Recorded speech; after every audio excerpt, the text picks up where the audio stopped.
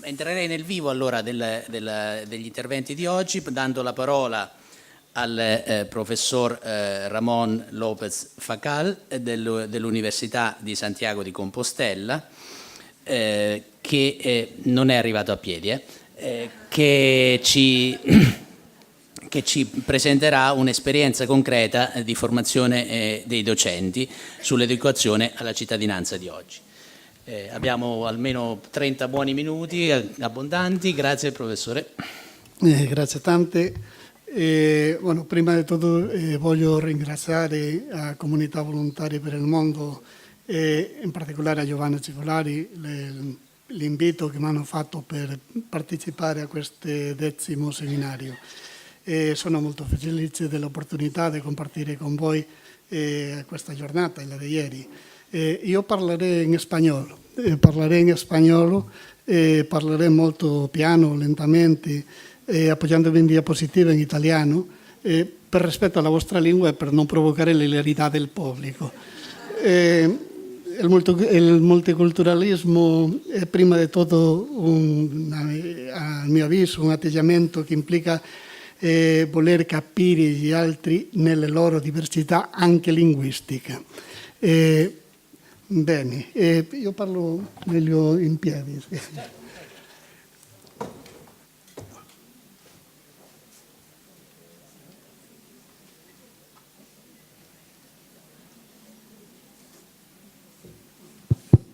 Ok.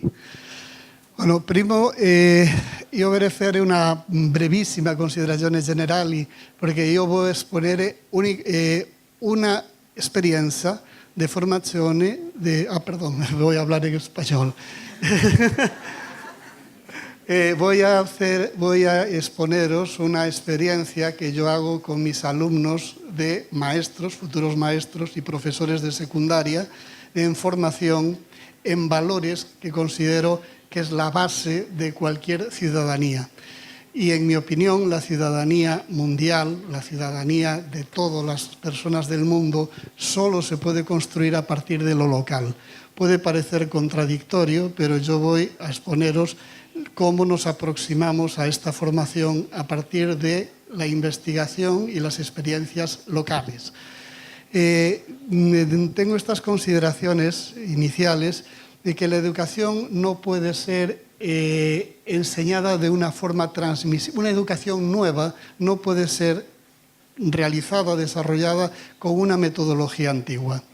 O sea, una nueva cultura de la enseñanza implica una nueva forma de enseñar. No se puede dar clase, no se puede formar maestros, ni se puede tratar de que nuestros alumnos de primario, de secundaria, asuman determinados valores utilizando una metodología que se corresponde a otros valores.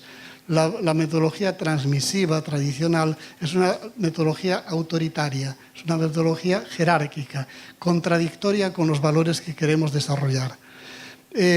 Los valores que queremos desarrollar no se enseñan, no se transmiten. Hablamos a veces de transmisión, solo se desarrollan en la práctica y solo los podemos valorar en la práctica. Es un camino complicado y difícil, más complejo, más complicado que una mera exposición que se transmite y se corrige con un examen. Pero los conocimientos solo podemos saber si alguien ha asumido determinados valores si su comportamiento en la práctica es coherente, no porque lo declare. La declaración de valores es perfectamente inútil. En principio, todos los alumnos se muestran pacifistas, ecologistas, comprensivos, en fin, la solidaridad y la paz mundial está en la cabeza de todos formalmente, pero no siempre es así en la práctica y lo sabemos. En el contexto español, que no voy a entrar en ello, únicamente quiero aclararles que en España hubo una polémica hace unos años porque nuestro gobierno actual, en funciones desde hace un año y funciona mal, parece que tiene solo dos manos, ¿no? Decía ayer, le comentaba a mi colega, nuestro presidente de gobierno tiene dos manos, la derecha y la extrema derecha. Han suprimido una iniciativa que existía de una materia, un objeto de educación para la ciudadanía. Por motivos exclusivamente ideológicos, por presión de grupos integristas. nos oponemos a eso, pero yo nunca fui partidario de que existe una asignatura formal de educación para la ciudadanía. Creo que tiene que ser más transversal, lo creo firmemente. Yo estoy en contra de que la hayan suprimido por lo que significa, pero no por su objeto. La formación debe estar de los profesores antes y ahora, que creemos en desarrollar unos valores cívicos universales. Creo que debemos hacerlo a través de toda la enseñanza que hacemos, no fragmentando en un horario escolar de 2 horas o de 1 hora o de 3 horas unos contenidos específicos. Creo que eso ayuda poco a desarrollar esos valores, porque es una vieja forma de hacer enseñanza. La alternativa en la que estamos trabajando se basa en un trabajo, o realizamos un trabajo en base a proyectos. Es decir, nosotros le proponemos a nuestros alumnos de magisterio un proyecto que ellos deben desarrollar y que deben aplicar en las aulas. Y cuando ellos llegan a sus aulas con alumnos de primaria, realizan una cosa parecida. No todos absolutamente. O sea, sería utópico considerar que de los 160, 140 alumnos que cada año pasan por mis aulas, de futuros maestros, todos ellos van a asumir estos valores. No, sé que no es cierto, pero sé que algunos todos los años sí lo hacen y cuento con sus experiencias y que esto sea progresivo, que sea mejor. Professore, un secondo, una domanda. Allora, l'intervento del professore è in spagnolo, mi sembra che sia abbastanza possibile seguire il senso accompagnato dagli interventi. Mi dicono che c'è bisogno della traduzione, però io credo che in questo modo allunghiamo tantissimo i tempi perché... Ok, grazie. C'è la sua relazione, sì. Ok. No, parlare piano. No. Prego, professore, continui. Puedo intentar parlare a un rudimentario italiano anche.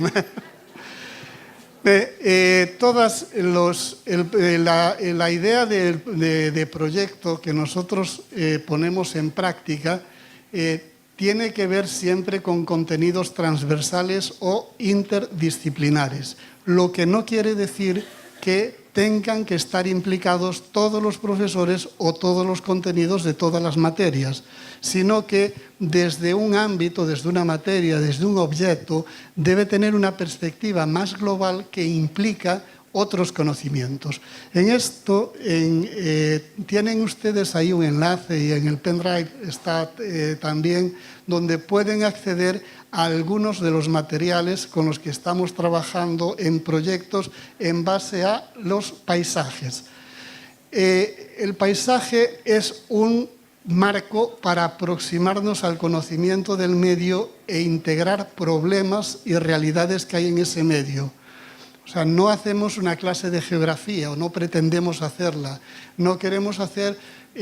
queremos hacer una aproximación en el que identifiquen en sus paisajes próximos tanto aquellos elementos que lo componen desde tipo físico, histórico o cultural, tanto los elementos que consideran valiosos patrimonialmente como las agresiones o las catástrofes que se han producido en algunos de ellos. No voy a entrar a explicarle estos materiales porque se me llevaría mucho tiempo. Únicamente decirles que en este ejemplo que les pongo, que es de la parte de Galicia donde yo he nacido, no solamente siempre se les plantea pues una visión amplia donde se integran, como decía, el paisaje, pero también, por ejemplo, uno de los mayores atentados, esta piscifactoría, la mayor de Europa, en un paisaje de especial protección de la naturaleza, con una autorización de este gobierno estupendo que tenemos. Bueno, en esta aproximación incluimos siempre, pues no solo la información, una información elemental, porque se trata de que los alumnos investiguen elementos relevantes para ellos en ese paisaje e identifiquen qué es significativo, qué es importante. Y les proponemos alguna información complementaria para darles pistas, porque cabe todo, desde cómo han visto los pintores o los artistas ese paisaje, alguna filmografía, alguna película que la ha utilizado en ese ámbito, la toponimia del ámbito, lo que los escritores han dicho que sea significativo y, por supuesto, la historia, los elementos históricos y patrimoniales. Entonces, como digo, este es el marco, no es el proyecto en sí, es el marco de trabajo. Para nosotros el ambiente es el cuadro, el marco para el desarrollo de la identidad de esos alumnos. Ellos se van a identificar con lo más próximo y si queremos que se identifiquen con valores universales o reconocen los valores universales y los problemas en lo próximo, o si no, será un discurso vacío, desligado de sus experiencias. Y esas experiencias parten siempre, o creemos que deben partir, de dos ámbitos: lo emocional, la aproximación emocional, el educar las emociones, y lo racional, es decir, la interpretación de esas emociones a partir del filtro de la racionalidad o de los conocimientos. Bueno, pues continúo si no tardo. Emociones y conocimientos son, por lo tanto, los dos pies, los dos ámbitos, las dos piernas en los que apoyamos esta propuesta de educación, tanto para formar maestros como para desarrollar ese trabajo posteriormente en las aulas de primaria y secundaria. La aproximación la hacemos en algo que en España en este momento tiene cierta fuerza, es muy emergente, que es la educación patrimonial, la valoración del patrimonio. Suelen identificar el patrimonio de manera tradicional con elementos singulares histórico-artísticos. Nosotros creemos que el elemento más importante de identificación con el patrimonio son siempre las personas, no los objetos.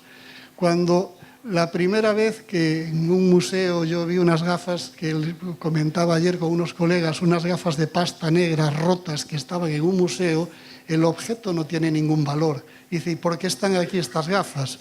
Porque son las gafas de Allende, que están en el Museo Nacional de Chile, y lo que hay detrás es una historia, hay una emoción. La gente se emociona con unas gafas que no valen nada, no valen ni 50 céntimos, pero tienen el valor emocional de despertar conocimientos, de poder interpretar una realidad. Y estos elementos patrimoniales no están solos, sino que están siempre en un marco más amplio, entre cosas positivas y negativas. No todo es negativo ni todo es positivo, sino que hay una relación y a partir de ahí se identifican estos elementos, contribuimos a que puedan entender mejor los valores que sustentan o que deben sustentar la ciudadanía. Para mí el paisaje, el ambiente, es como un palimpsesto en el que se fueron escribiendo desde las huellas de la geología, las huellas del clima, las huellas de la humanidad, las huellas hasta el presente. Y en ese palimpsesto que se seguirá escribiendo ponemos los valores que queremos en el futuro, por eso lo utilizamos. Pero para esa aproximación con la historia, es una aproximación histórica, pero dentro de una historia más amplia que empieza no solo la historia pequeña de la humanidad, sino la historia hasta geológica que fue modificando la Tierra y por qué se fue modificando, es imprescindible incorporar la memoria. Tenemos que proporcionar una historia con memoria. La memoria histórica, se asocia o la asociamos siempre con la historia de las víctimas, con la historia de las personas que son olvidados, con la historia del sufrimiento humano. Les pongo aquí dos imágenes, una corresponde a la isla de San Simón, en la ría de Vigo, en Galicia, que es una bellísima isla, en Galicia es un elemento que todo el mundo conoce porque es donde se escribieron algunas de las primeras poemas en el siglo XII en nuestra lengua, en gallego. Entonces, dedicados a esta isla, es un lugar simbólico para todo el mundo. Lo conocen todos los escolares y toda persona mínimamente culta. Pero esta isla es además un lugar que tiene otras memorias. Por ejemplo, fue un campo de concentración durante la Guerra Civil y el franquismo donde murieron miles de personas. Entonces, la isla de San Simón tiene una historia detrás que tenemos que aproximarnos a ellos en sus valores poéticos, simbólicos, paisajísticos, pero también recordando a las víctimas que allí estuvieron, porque forman parte de ese paisaje.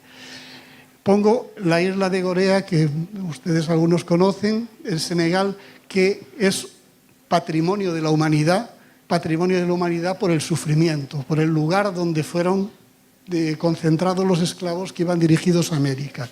Hoy en día es un lugar de consumo turístico, un consumo turístico sorprendente porque es un turismo basado en el sufrimiento de las personas, de la historia del esclavismo. Entonces, esta es la idea del paisaje con la que nos queremos aproximar a la realidad. La memoria histórica, como decía siempre, es una memoria de las víctimas de las injusticias del pasado. Y están en todos los paisajes del mundo. Detrás de cada construcción hubo gente que los hizo, hubo víctimas, hubo explotación. Entonces no podemos quedarnos solo con la descripción de lo bello, sino también hacer consciente que detrás de cada elemento que integra el medio en el que nos vivimos existe una historia de sufrimientos, siempre, siempre. Y esa historia de sufrimientos debemos recuperarla. Rescatar el sufrimiento es un deber moral para crear esta ciudadanía que desarrolle la empatía con aquellos que están en peores condiciones que nosotros. Y en todos los paisajes, como decía, es posible identificar estas huellas. La memoria de los vencidos en España pasa por la memoria del franquismo y la guerra civil. Yo no sé si ustedes saben que España es el segundo país del mundo con más víctimas desaparecidas enterradas en fosas anónimos. El primero en el mundo es Camboya, el segundo España. 150.000 personas asesinadas siguen estando enterradas en fosas y solo en estos últimos años asociaciones de voluntarios las rescatan. El mapa de las fosas de la represión franquista es terrible porque ocupa absolutamente toda la geografía española y en cualquier paisaje es posible identificarlas. Por eso nosotros en cualquier paisaje recuperamos esta memoria, porque esta memoria no está en los libros de texto ni se suele utilizar en las escuelas. Y dicen, uno de los argumentos es que no se deben llevar estos temas conflictivos a edades con niños muy pequeños. Les puedo asegurar que no tienen el menor problema para entenderlo y que lo entienden perfectamente y lo asumen bien en nuestras experiencias. Vuelvo a ponerles la foto de la isla de San Simón, que como decía, es el lugar, un lugar de sufrimiento ante todo. Es curioso esta isla porque aparte de su historia medieval, historia poética, ya en el siglo XIX fue otro lugar de marginación. Era un lugar donde se metían en cuarentena a los enfermos que llegaban en los barcos de América, con enfermedades contagiosas. Y era un lugar terrible, era un lugar de muerte, era un lugar de sufrimiento, reconvertido después en campo de concentración. Y solo en los últimos años se está recuperando para otros usos, también educativos. En la isla de San Simón, ahí tienen algunas de las imágenes, hay muy pocas, de cuando era campo de concentración, se ven muy mal, se ven las filas, las personas tratando de lavarse en el mar. O sea, es una isla muy pequeña, no sé, son unos cientos de metros en cada lado. Llegó a haber concentrados aquí 4.000 personas. Y la mayor parte de las defunciones no era por ejecuciones, era por hambre. La educación cívica, por lo tanto, nosotros la entendemos, esta formación cívica, en este marco de ambiente, en el paisaje, con esta dimensión emotiva, emocional. O sea, tratamos de despertar algunas emociones para que puedan interesarse en entender lo que ha sucedido, para acercarnos al conocimiento. No pretendemos solo despertar emociones irracionales, sino la emoción es el desencadenante del conocimiento. Pero la aproximación emocional es imprescindible.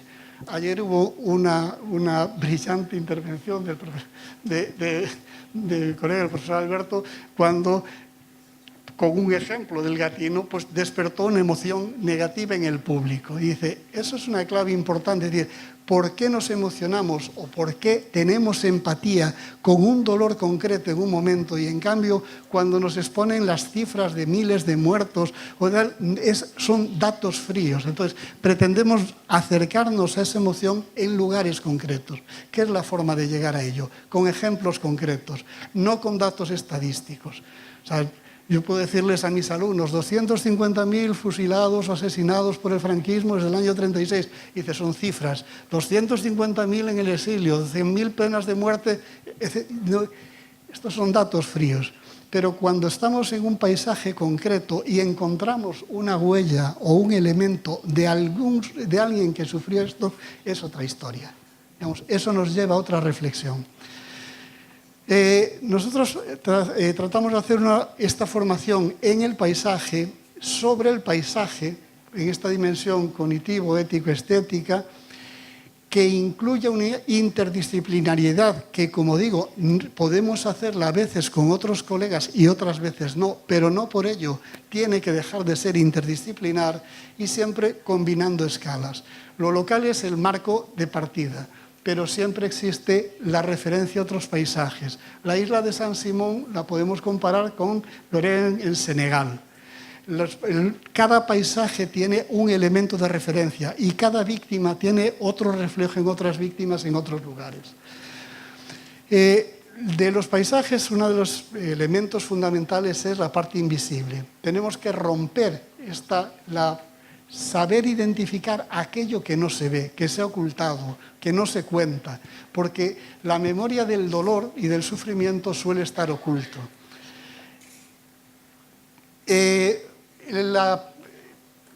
Tratamos de hacer como un puente entre la memoria histórica, entendida como este rescate de las personas que han sufrido, y la didáctica del patrimonio, superando las visiones histórico-artísticas o historicistas que se suelen hacer en la interpretación patrimonial, o desde el punto de vista geográfico, a veces paisajísticas, basadas en valores estéticos. El patrimonio material vive de identidad y memoria. Vamos a ver. El patrimonio es aquello con que las personas se identifican. Como decía con las gafas de Allende, no tiene por qué tener un valor en sí mismo. Es el valor que le atribuyen las personas lo que convierte algo en patrimonio. Se tienen que apropiar emocionalmente de él. Y la memoria entendida como memoria histórica de recuerdo de las víctimas, lleva a un proceso de identificarse y convertir esos bienes, darle otra dimensión a los bienes materiales. Es decir, ampliar la interpretación del mundo en el que viven incorporando los dos tipos de elementos. Vamos a continuar por no detenerme mucho. Voy a entrar ya directamente en explicarles cómo planteamos esto. Este era el planteamiento general y plantearles cómo lo organizamos.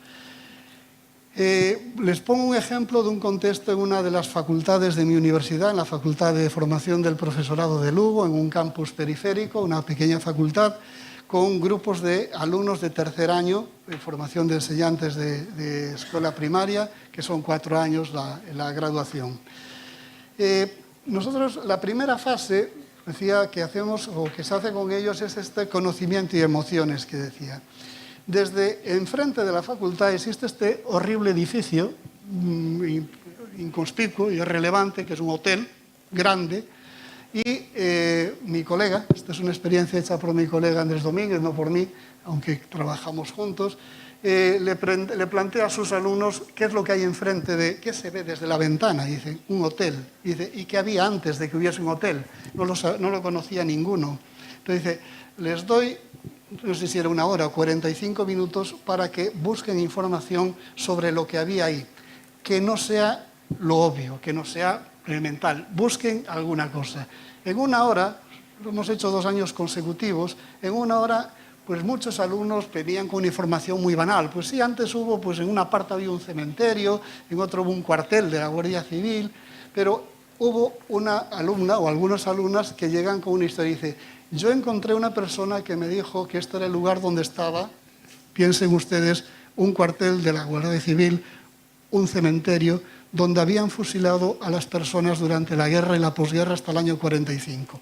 Más de 250 personas asesinadas y enterradas en una fosa común allí, no localizada aún. Se ve el hotel de otra manera. ¿Qué es lo que se hace que a continuación? proporcionarles documentación simplemente para ver qué es lo que había sucedido con eso, por qué se había matado a esa gente, desde causas judiciales del año 40, 41, 42. Manejaron esta documentación, alguna fotografía antigua.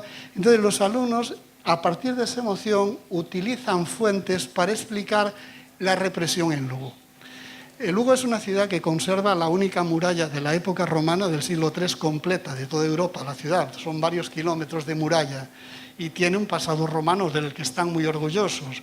Dice, si hubiesen encontrado una fosa de 200 personas del siglo III asesinadas al lado de la muralla, diciendo que eran cristianos o centuriones o alguien, eso se convertiría en un elemento patrimonial de primer orden. Habría un museo de interpretación de eso. Pero en cambio, 200 víctimas asesinadas hace 70 años son víctimas ignoradas. Entonces, ellos llevan eso, elevan a un plano, a partir de esas emociones, a la discusión en el aula y a entender el paisaje como un espacio de conflicto, donde hay conflictos de gente que no quiere recuperar esta memoria porque sigue habiendo descendientes de víctimas y de los victimarios, y personas que se beneficiaron de esa represión. Se estudian después otras polémicas, otros paisajes conflictivos, que no tienen algunos nada que ver. Por ejemplo, un paisaje muy hermoso de un monte que sale, el Monte Pindo se llama, tiene un nombre mítico, que es este conjunto de rocas, es muy interesante. En este paisaje, que aparentemente, bueno, es muy hermoso y a ellos les gusta, dice, hay también un conflicto en la localidad. Es un espacio conflictivo porque hay personas en el pueblo que pretenden hacer, una zona pobre, la explotación económica de recursos, de canteras, o quienes pretenden mantener su valor como paisaje, como parque natural. Un conflicto que divide al pueblo. Entonces tienen que aproximarse a las razones que tienen cada uno de ellos para defender una u otra cosa. Se hace un paseo, una salida por este entorno, que es muy espectacular, y nos encontramos con que algunas de estas formaciones rocosas, es más complicado porque se ponen otros paisajes de rocas en Australia, en tal, por qué los paisajes son, por qué este tipo de paisajes se les otorga valor en muchos sitios del mundo, pero al hacer una aproximación encuentran una serie de graffiti en las rocas que muestran el desprecio o la ignorancia por la falta de empatía con ese lugar. Entonces, se analiza qué significa un graffiti en una roca. Dice, parece irrelevante. Dice, y si colocamos ese graffiti en el Taj Mahal, se hace montaje con fotos, o lo colocamos en otros espacios, eso sería no de recibo. ¿Por qué aquí lo hacen y aquí no? Porque no lo valoran como un patrimonio, porque no lo consideran valioso. Pero en ese itinerario hay una serie de cavidades, de cuevas, y aparece en una de las cuevas una inscripción que aquí apenas se lee, que pone Luis Piñeiro. Dice, esta es una inscripción distinta, ya no es un grafiti. ¿Y quién era Luis Piñeiro? Pues era uno que huía de la represión en el año 36. Bastante gente se refugió en las cuevas, en la montaña, y que fueron asesinados. No sobrevivió ninguno. Y esto ya no es un atentado contra el patrimonio, esto forma parte del patrimonio. Dice, esto es algo que debemos conservar, esto es una memoria que le da otro valor a ese paisaje. El paisaje tiene elementos geológicos de gran interés, paisajísticos, pero tiene también memoria de sufrimiento que está ahí dentro. En la tercera parte, los alumnos llevan a las aulas, tienen que hacer un proyecto. Ustedes, supongo que en Italia igual, no conozco bien la formación de maestros en Italia, organizan sus proyectos de prácticas en las aulas. En 2 años, bueno, en 3 realmente, pero los 2 años, cogemos los finales, de prácticas en aula. Entonces hacen un trabajo, se les propone un trabajo en colaboración, varios maestros en formación, junto con sus maestros de aula, para realizar con alumnos de 8 o 9 años de edad, durante 2 cursos consecutivos con esos mismos alumnos. Y les proponen que hagan un proyecto, ellos también. Hicieron un proyecto primero, pues a partir de la investigación, y ahora que hagan un proyecto para alumnos de 8 años. Y han hecho proyectos algunos muy hermosos, partiendo de una idea similar, que es aproximarse a lo que ven los alumnos y lo que perciben. Le preguntan a sus alumnos qué hay de interesante en su pueblo, en su localidad. Entonces, los alumnos todos, el 100%, identifican en un primer momento solo ámbitos domésticos o de consumo. Dice, ¿qué le enseñarías a un muchacho de 9 años que venga aquí a tu casa? Dice, su habitación, sus juguetes, el lugar de consumo, el centro comercial o en una playa, no la playa, sino el puesto de los helados en la playa, donde llevan. No había uno que indicase otra cosa. Después de eso, pues en el pueblo existen otras series, en los pueblos distintos. Este es de uno de ellos, esto es Parga, creo sí, Parga. Pues hay otros elementos que tendrían interés. Entre ellos esta torre. Entonces le dicen, bueno, esto lo estamos haciendo en varios pueblos, en los de al lado también. Ellos tienen una torre. Bueno, estos son los lugares, digamos, banales que podían identificar en un primer momento y luego vemos los alumnos tienen que hacer una propuesta que enseñarían posteriormente pasado ese curso, que es relevante. Entonces, por ejemplo, cuando ellos deciden que la playa es un lugar magnífico, pues dice, vale, esta es la playa de Nemiña, y esta es la playa de Nemiña hace 13 años o 14 años con la mayor catástrofe petrolera que tuvimos nunca. Y dice, sigue siendo la misma playa, la playa está ahí. Dice, pon tú aquí un puesto de helados y la playa sigue siendo igual. ¿Irías a esa playa a por helados si está así? Dice, no, porque el paisaje también es frágil, está sometido a agresiones y han sucedido catástrofes como esta. Y cuando sucede una catástrofe y no hay ayudas, se puede desencadenar el valor de la solidaridad.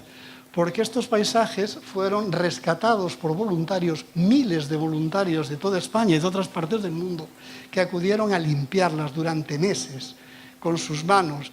Fue una cosa ejemplar. Entonces les cuentas esto y los niños se emocionan. En una de las aulas, uno de los niños levantó la mano y dijo, mis padres estuvieron allí haciendo limpieza. Y el resto del aula, el resto de los muchachos se pusieron de pie y aplaudieron. Dice, eso es despertar el valor que tiene ese. No le aplaudían a él, aplaudían otra cosa. Dice, ese es el desencadenante de la emoción para entender unos valores de solidaridad e importancia.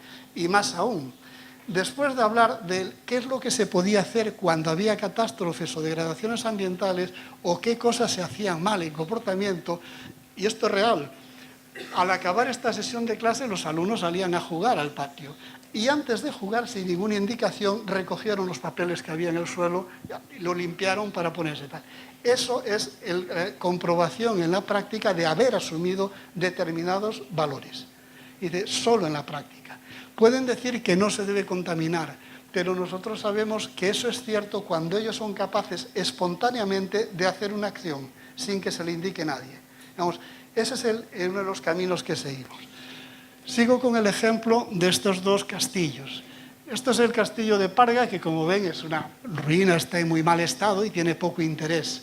Entonces dice, bueno, es que claro, esto tiene poco valor para enseñarlo a la gente porque está roto, está en muy mal estado. Dice, si nosotros tuviésemos una torre, al menos como en el pueblo de al lado, que eran otros alumnos que hacía, que está mejor conservado, esto podríamos recuperarlo y decir que es un sitio a visitar.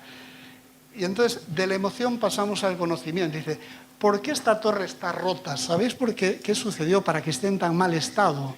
Dice, pues no. Dice, pues es que no es de ahora, es muy antiguo. En el siglo XV hubo una revolución campesina que derribaron en los castillos de los señores. Y fue una revolución muy importante, controlaron el poder durante poco tiempo, 4 años, después fueron masacrados, pero en Galicia se conservan relativamente pocas fortificaciones porque las arrasaron todas. Las fortificaciones nobiliarias eran cuevas de ladrones directamente, y ellos las destruyeron. Entonces eso le da otro valor. Y cuando nosotros a los alumnos, bueno, pasa a ser su torre mucho más importante, porque nosotros, los campesinos, hemos destruido esta torre, lo asumen con primera persona, y en cambio los del pueblo de al lado no la tiraron. Fueron menos valientes que nosotros, les da un plus de valor a su torre. Bueno, finalmente ellos, vamos a pasar, en el pueblo de al lado, en este que está el segundo torre, en cambio, en el paseo que hacen con los alumnos, en un lugar, en el monte, existe esta placa, este monumento, este monolito, con nombres de personas. Entonces le preguntan, ¿por qué está esto aquí? Pues no lo sé. ¿Y quiénes son estas personas? Eran del mismo pueblo, es un pueblo pequeño, no lo sabemos. Pues es un monumento, eso, a fusilados en el año 37, en este lugar. Bueno, además, les cuentan las historias de estas personas. El maestro, una muchacha que estaba embarazada, una chica de 16 años. ¿Quién era quién? Que eran vecinos de sus pueblos. O sea, que siguen teniendo familias, algunos de ellos ahí. Entonces eso los deja absolutamente conmocionados. Y cuando hacen su propuesta final, los alumnos, ¿qué es lo que le enseñarían qué es lo relevante que hay en su paisaje? Pues incluyen cosas muy diversas. Una escultura de dudoso gusto, pero a ellos les parece muy bonita. Pues la calle de su pueblo, la torre medieval y también el lugar de memoria del monumento a los. Y dice, ¿y por qué es importante? Entonces, en un lenguaje muy infantil, son niños de 8 años, dicen, porque no hay derecho a que una persona sea asesinada por ser de otro equipo. O sea, lo de el equipo por afinidad al fútbol, vaya, pero es una buena conclusión. ¿Qué hacemos con esto? Pues como es un proyecto en 2 años, al año siguiente los mismos maestros en formación vuelven al aula y a los alumnos que han realizado esta experiencia les piden que organicen un itinerario para el curso siguiente, para el curso anterior. Y ellos se encargan de enseñar lo que hay relevante. ¿Para qué nos sirve esto? Para ver en qué medida incorporaron elementos que son cómo interpretan los bienes patrimoniales y cómo contrastamos lo que decían inicialmente de lugares banales, de consumo o domésticos, un año después, no en el momento. ¿Qué es lo que queda de todo eso? No tienen la menor duda. Todos, el 100%, dicen que esto es de los hitos fundamentales a enseñar en su paisaje, porque recoge una memoria que no se debe olvidar, porque es algo que no debe producirse. Y por lo tanto es un lugar que la gente debe conocer y debe explicar. Entonces, aparte de los otros elementos patrimoniales. Bueno, y con esto quiero terminar en mi media hora, pues con estas consideraciones finales. Creemos que es bueno trabajar por proyectos como alternativa. Es una forma de trabajo más lenta, más complicada, pero mucho más productiva. Creemos que es un buen ámbito partir del ambiente para relacionarlo con lo global. Tratar de combinar la educación de las emociones con el conocimiento racional. Darle importancia a la educación del patrimonio para la construcción de la identidad de las personas, de los niños, que están creando su propia identidad vinculado a un ámbito concreto, no a valores universales, que es algo que viene después. Los valores universales hay que ser capaz de leerlos en lo local. Utilizar la historia con memoria para hacer visibles las víctimas que siempre ha habido. O sea, siempre ha habido las víctimas. Ellos hablan de nosotros los campesinos tiramos esa torre, decían años después. Y dice, luego los señores pues los masacraron. Entonces, son víctimas que siguen reclamando del siglo XV. Son sus víctimas. Y entienden que detrás de esas piedras hay esas víctimas.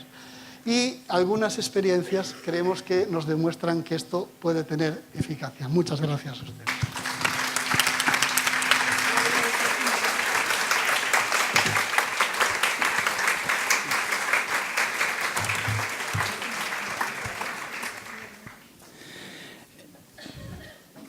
Grazie professor Facal. Direi che l'intervento molto stimolante, ma sicuramente un pochettino diciamo la comunicazione, il linguaggio, la lingua ci crea qualche barriera, però il testo e comunque la disponibilità del video in podcast sarà disponibile sul sito per chi volesse riascoltare l'intervento e internalizzare meglio i concetti che il professor Facal ci ha trasmesso, che credo siano riassumibili in una frase che non possiamo mettere vino nuovo in otri vecchi, e quindi l'importanza anche di metodologie adeguate per passare contenuti nuovi.